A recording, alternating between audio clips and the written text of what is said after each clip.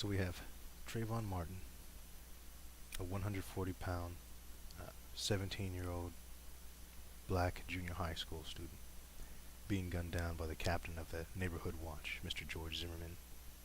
Uh, in some articles, he's described as being age 26, others age 28. He's a Caucasian, although his picture looks Hispanic, but he's described as being white. In my own personal opinion, I feel that it's exceptionally obvious that he was preyed upon by Mr. Zimmerman. And the weapon used to gun down Trayvon was legit, legal. Mr. Zimmerman did have a concealed weapons carry permit, and in claiming self-defense, when the police did arrive, he had blood coming out of the back of his head, nose. His back was wet with grass stains, so it's pretty obvious that a fight did go down. Honestly, I'm not too sure how much self-defense a 28-year-old man really needs for a 140-pound 17-year-old boy, but not everybody is, savvy with a fist fight, which is why people need pistols these days, apparently, to, stalk and prey upon other human beings. I would say that self-defense probably would work in this case because everything leading up to that actual altercation and the use of deadly force really becomes sidebar in the court of law.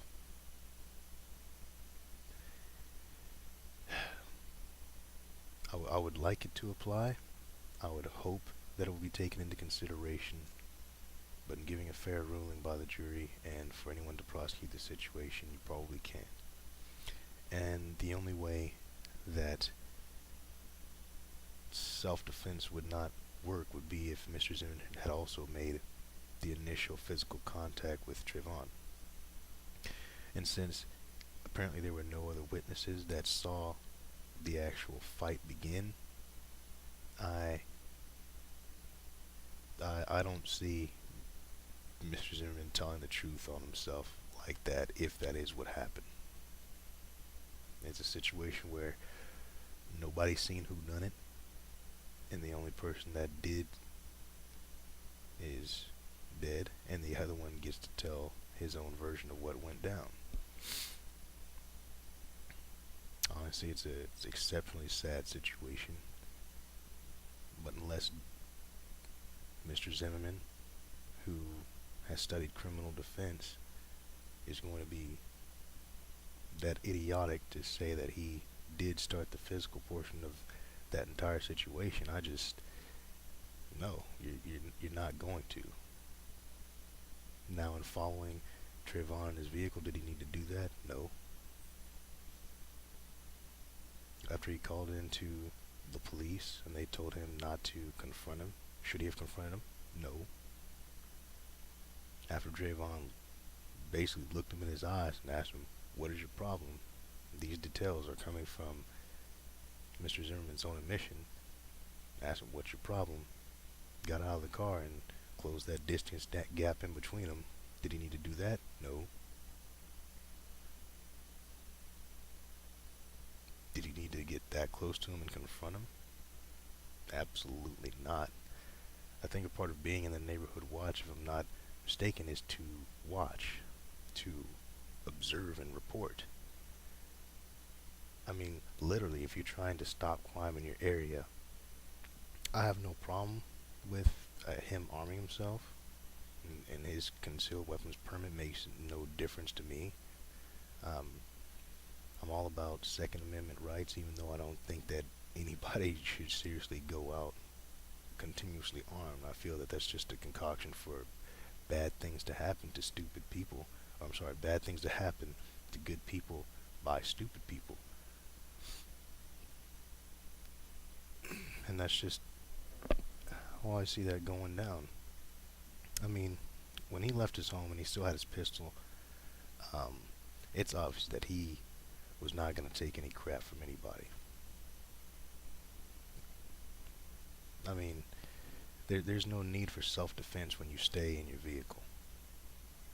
There really isn't. And quite honestly, I know if I were in Trayvon's situation, you would only have two legitimate options. Either you would fight him there, or you would run. Now, if this person has already stalked you in their vehicle, and they've gotten out on foot to close that distance gap in between you and them, and they're continuing to push this confrontational situation, if you try and run, yeah, they're probably going to chase you too. I mean, literally, that's how people go missing. That's how your Dahmers work. That's how your Son of Sam's work. They prey on people, and that's a situation where I know if I was in that situation, I would definitely feel like, yeah, this guy is a little loopy. Now, when he made his call to the police and said that there was someone suspicious in his neighborhood, I want you to think about that. How suspicious can one really be when they're walking down the street? I mean, if they're seriously suspicious, they're really up to something, you're probably not going to know about it. Not a few minutes after sundown, tell you that much. No one gets into their dirt directly after sundown.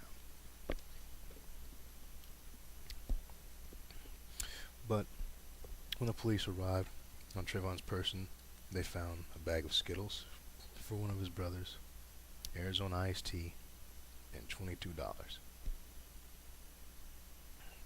They find Mr. Zimmerman with blood coming out of the back of his head, nose, a wet back with grass stains. Apparently, he caught the worst end of the physical part of that and let him have it. Now, he did claim that he screamed for help and that no one came to his aid. And when the shot was fired, his neighbors did call that in, and 911 was called.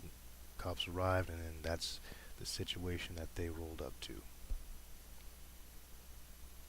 Now, him having studied criminal defense before, I see a very disturbing pattern. And I don't say this because Trayvon's black and I'm black and this man is white. I just see a literal pattern of him taking the opportunity to prey on another human being and to use self-defense. I'm not the best fighter in the world, but here's what I can promise you. Someone who's 140 pounds ain't getting the best of me, you dig? No, you need to catch up by about 60, 65 pounds before you can take that kind of advantage. So I don't know what a nearly 30-year-old man is doing getting beat down like that, but sidebar, that's a part of it that's not even important. The thing is that this man is probably going to walk, and that self-defense is probably going to work. Because at the moment when Trayvon was apparently giving him the business, if he screamed for help and no one came, and he had a firearm on his person, he would have to be stupid not to use it. Even if he started, he would have to be stupid not to defend himself what way he needed to. At the same time, it also gives him a real, genuine opportunity to murder another human being, at least in his mind, to hurt another human being, to have preyed upon them, to have done everything he could to get from his car to as close as he can and have a reason to fire at him, to fire a deadly weapon at the young man's chest, especially when he didn't need to. Take a moment of common sense. If you had a pistol on your person, what are the chances that someone that you found suspicious is going to get close enough to you to put you in the dirt and beat your face in?